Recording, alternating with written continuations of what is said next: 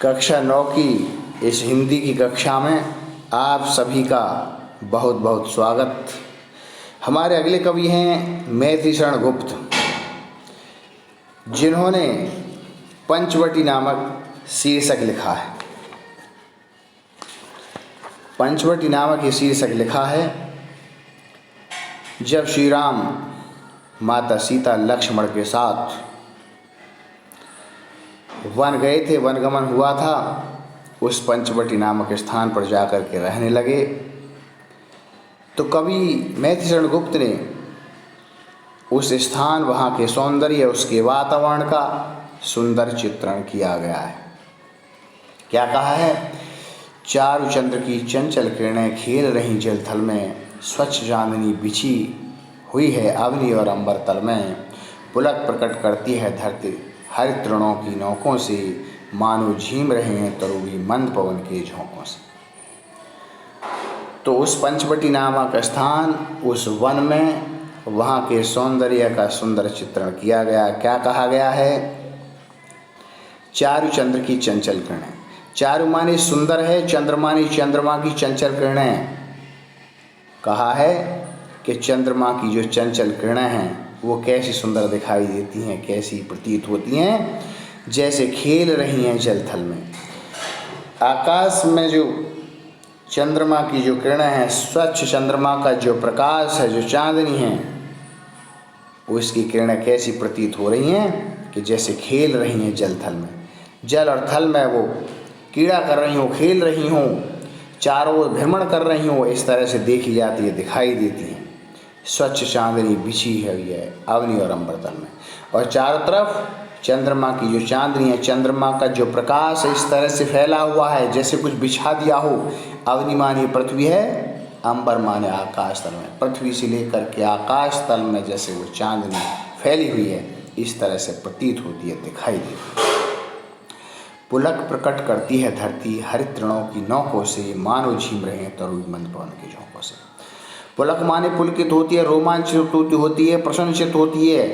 प्रकट करती माने दिखाई दे रही है, धरती माने पृथ्वी, जैसे पृथ्वी भी इस तरह से देखी जाती है जैसे अपने आप में प्रसन्नता का अनुभव कर रही हो, पुलकित हो रही हो, रोमांचित हो रही हो। हरित माने हरे भरे, तृण माने तिनकों की नोकों से।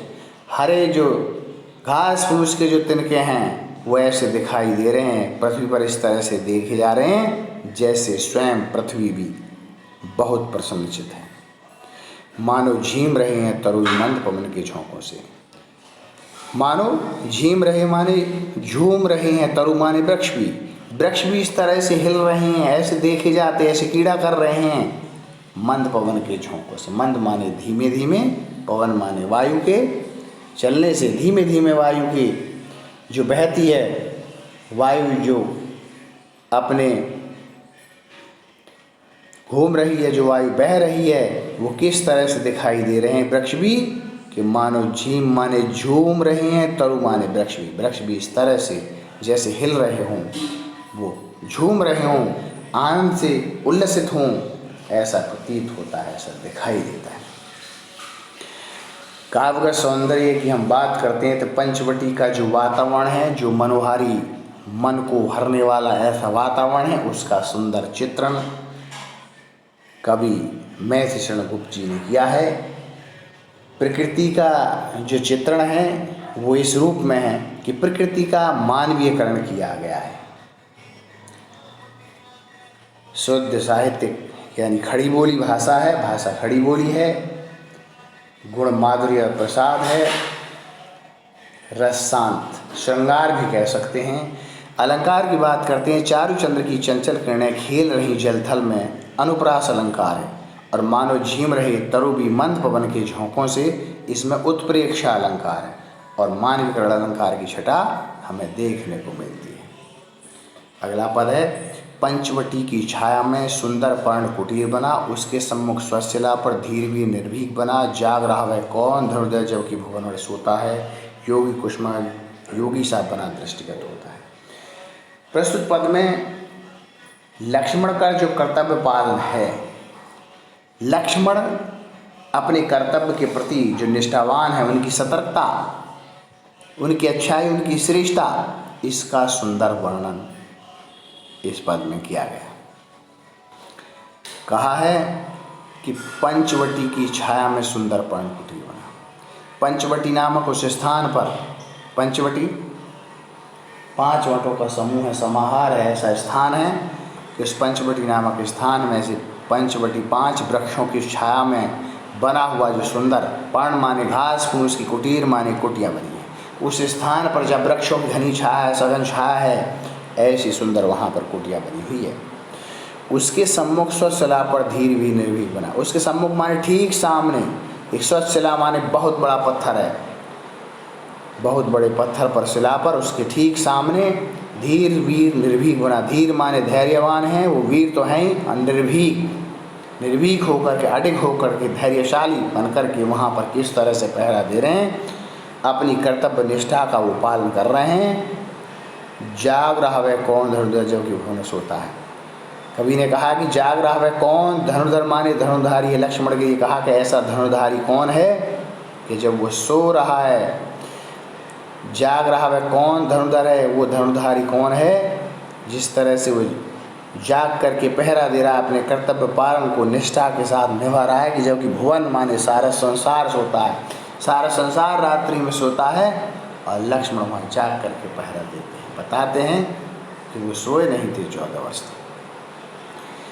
भोगी कुसुमायत योगी सा बना दृष्टिगत होता है। भोगी हैं और भोगी तो है ही, और कुसुमायत माने स्वयं कामदेव के समान प्रतीत होते हैं। कुसुमायत माने स्वयं जैसे कामदेव हों, इस तरह से भोगी तो हैं ही, कामदेव के समान, एक योगी के समान बने हुए दृष्टिगत अर्थात दिखाई देते हैं। ऐसा लक्ष्मण का रूप देखा जाता है।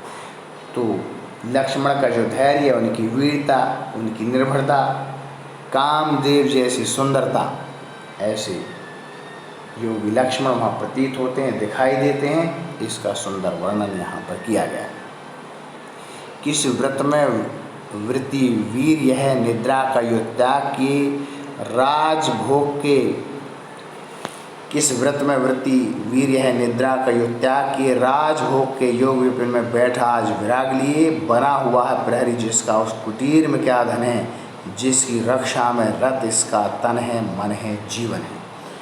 अगले पद में कहा गया है कि जो वनवास के दिन में श्री राम लक्ष्मण पंचवटी नामक जो कुटिया पर रहते हैं, उस स्थान पर रहते हैं, लक्ष्मण रात्रि को कुटिया के बाहर बैठ कर के कैसे वो पहरा दे रहे हैं। तो लक्ष्मण की एकाग्रता का किस तरह से सुंदर वर्णन इस पद में किया गया है। किस व्रत में वृत्ति वीर्य है, किस व्रत, व्रत माने तप है, निष्ठा है, तपस्या में, वृत्ति माने लगा हुआ वीर। कवि ने कहा है कि वो जो वीर हैं लक्ष्मण हैं, अपने किस व्रत में, नियम में, तप में, तपस्या में लगे हुए हैं। निद्रा का यो त्याग किया, निद्रा माने नींद का यो माने इस प्रकार उन्होंने त्यागन किया, त्याग दिया, सोए नहीं हैं। कहा जाता है कि लक्ष्मण 14 वर्ष तक वन में सोए नहीं थे। निद्रा का यो माने इस प्रकार से त्याग किया, उन्होंने त्यागन किया है। राजभोग के योग विपिन में बैठा आज विराग लिए। राज को भोगने के योग्य हैं, वो तो राजा बनने के योग्य, कई राज करने के योग्य थे। विपिन माने उस वन में, जंगल में, उस वन में बैठा आज विराग माने वैराग, उस वन में आज वैराग लिए हुए हैं, वो तो राजभोग के योग हैं। बना हुआ प्रहरी जिसका उस कुटीर में क्या धन है। बना माने बने हुए, प्रहरी माने पहरेदार हैं, रक्षक है, रक्षा करने वाले हैं, पहरा देने वाले हैं।